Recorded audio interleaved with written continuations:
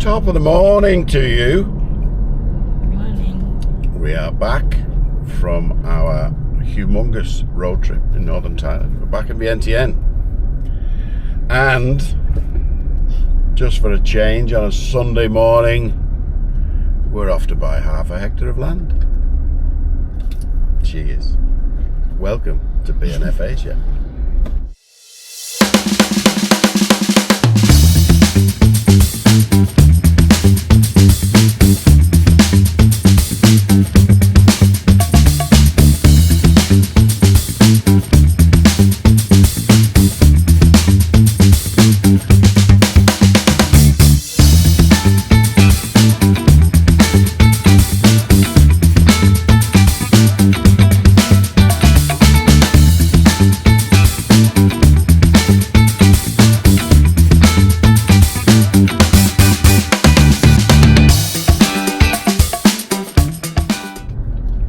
So as you know, if you've been following us with our previous videos on buying land in Luang Nam Ta, part 1, part 2, part 3, part 4, meaning we've got 4 pieces of land in Luang Nam Ta, or we did have. The first piece we bought that was way up on top of a mountain was sold, and we made a profit on it. We were over in Luang Nam Ta during the road trip to Thailand. And again, we couldn't get access to the land because of the rainy season, because of the conditions. And our dream of moving up there during retirement and having the rubber, etc., that kind of started to fade because I couldn't develop anything. I've not been able to touch anything. We put a fence around the land that we were going to, the residential land that we were going to build the house on. And we've been putting money into fertilising and housekeeping of the land and that. Or Kaka's, she's been organising it with her sister. But it's been a bit boring really. So we kind of decided while we were driving, plenty of time to chat on our road trip in Thailand. We kind of decided to change direction, if you like. Is that what you call it, darling? Change direction. Certainly a long way from the north in terms of direction, Vientiane. But I always thought it would be much more expensive for land in Vientiane. And to put it into perspective, the residential land we bought in Luang Nam Ta was 1 rai, 1,600 square meters. It cost us $25,000. $25,500. And this land that we're going to measure it out today with the NIBAN and the land office, etc. And once we've got the total square meterage, which is about 5,600, 3.5 rai, this land is up for sale for 100,000 baht per rai, which is just over $3,000 per rai, and we paid $25,000 up north. So after the wet season, we're going to look and see if we can get any bites on selling the northern land, and then use that money to develop this land here in Ban Mak Nao, the village of limes. So when we get there, we'll get the camera out. We might get the drone out if it's not raining. And we'll show you the first steps of measuring out the land. We'll show you the land itself. It is very foresty, jungly, which is what I wanted. So we can kind of pick and choose where we put our house and outhouses and salas and garden sheds, etc. And maybe a pond. So we'll show you when we get there. So this is the little village of Ban Mak Nao, and we just parked there where the road's a little bit wider. The wrong place.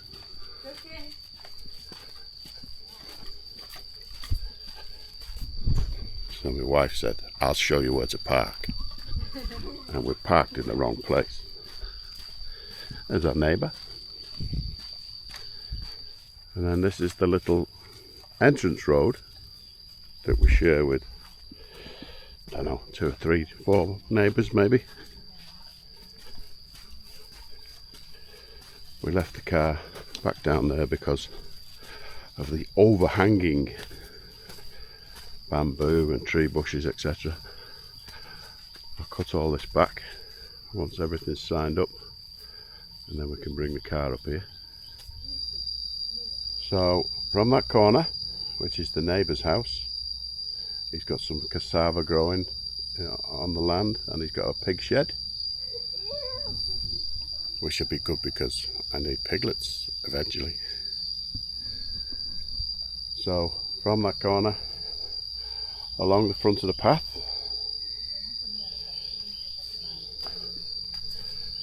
along to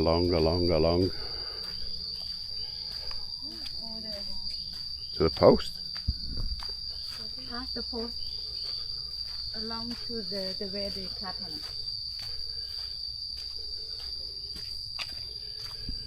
So somebody's been and cut away the line. Ah, I see. It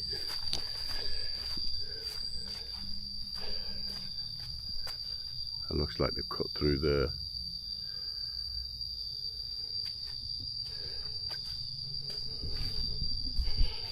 But once the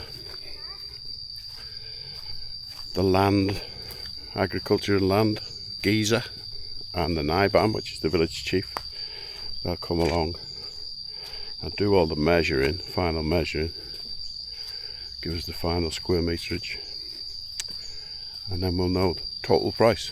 We pay half today as a deposit, and the rest when the paperwork or the land papers are completed. We are getting what you call the gold papers, and that means it cannot be under any kind of compulsory purchase at any time. So it's safe, nobody can nick it off you, because there's not a lot of legality to buying land. You go and have a look at it, you like it, you agree. Normally there's posts in the corner so you can see each of the ends of each perimeter, if you like, and you agree on that. You see the land paper should have those measurements on. You pay your deposit, you get the land paper exchanged into your name, and you pay the other half. Pretty simple. And then there's no planning permission or anything like that, just do what you like on it. We've got a pond that forms part of the perimeter, so I'm on the edge now along that pond. It's quite a deep one, quite a deep hole, not a deep pond. And then this is a charcoal oven, stocked up, ready to be made into charcoal. This will be all the stuff that the guys have cut down so that we can mark the perimeter, and then make use of that by processing it into charcoal. And whoever the charcoal man is, he's got a little bivouac. So we're just waiting for the Naiban and the land registry guy, late as usual. And we're just sitting with the family who are selling it to us in a little cow shed. And this is all their land too. So they're rice farmers, and they farmed as much as they could, and then the land that we're buying was just left to go au naturel. So once we've done the measuring, I'll try and give you an idea of the size of it and the direction and what's in each little pocket. That's my main mission today, to understand what's where the big trees are that are not coming down, where the small scrubbers that's got to be taken out. And once we've done all that, and we don't care how long it takes us, once we've done all that, we start deciding where we're going to put a house. We get the electric out there, we get the water out there, and take it from there. So this was all overgrown 2 weeks ago, still overgrown now when we came. to view for the first time, but someone's been in hacking it down a little bit just to get the land measurements on it. So there's a few places where they've made a start. Probably get a tractor or a digger in. See, they've gone through these big trees. That'll probably stay because it's providing a fair bit of canopy, but you're just going to need to get all of these creepers off it. They're just suffocating it. There's another one there that's getting, someone's cut the creepers at the bottom because they seem to be dying off. There's plenty of pineapples around everywhere. So you can grow something in the ground, in the dirt. What we've got to be careful of is people have been chopping trees down, just leaving jagged stumps. You start going at that with a brush cutter and it'll either break your wrists or break your blade.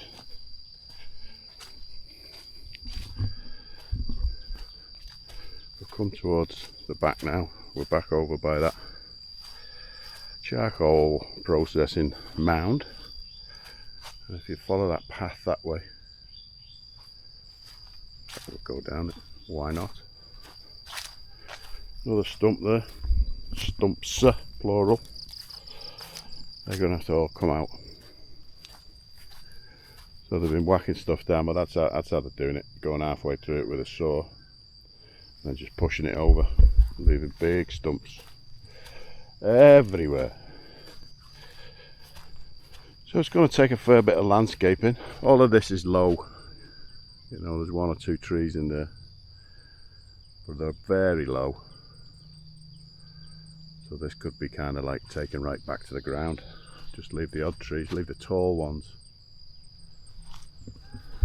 Because we want to put a bit of an orchard in somewhere. This wouldn't be a bad space actually, because the trees are fairly young. You can take them out.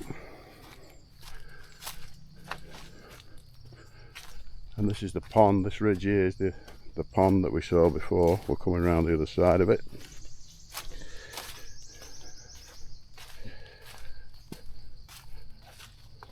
So there's the pond. We kind of stood over in that corner where the charcoal mound is.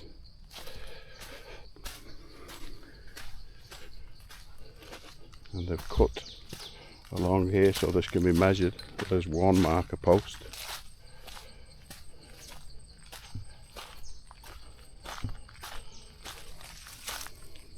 And then I think it goes through that way. This is somebody else's land just past this tree line, if you like. There's a line there, fence, and that goes out onto the rice fields and the paddies that we were sitting around before.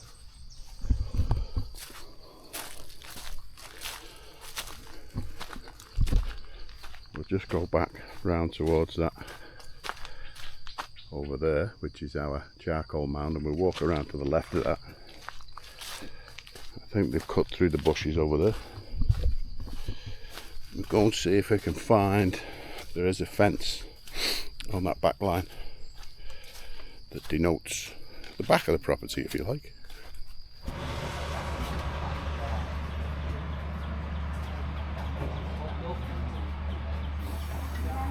So we just finished measuring with the measuring people. Two young ladies from a surveying company at the total station. Everybody's here, all the family's here, because we're about to sign for the land and then drink some beer, because that's what we do in Laos. So there's a lot of work to do. You'll see more of us on BNF Asia Homestead.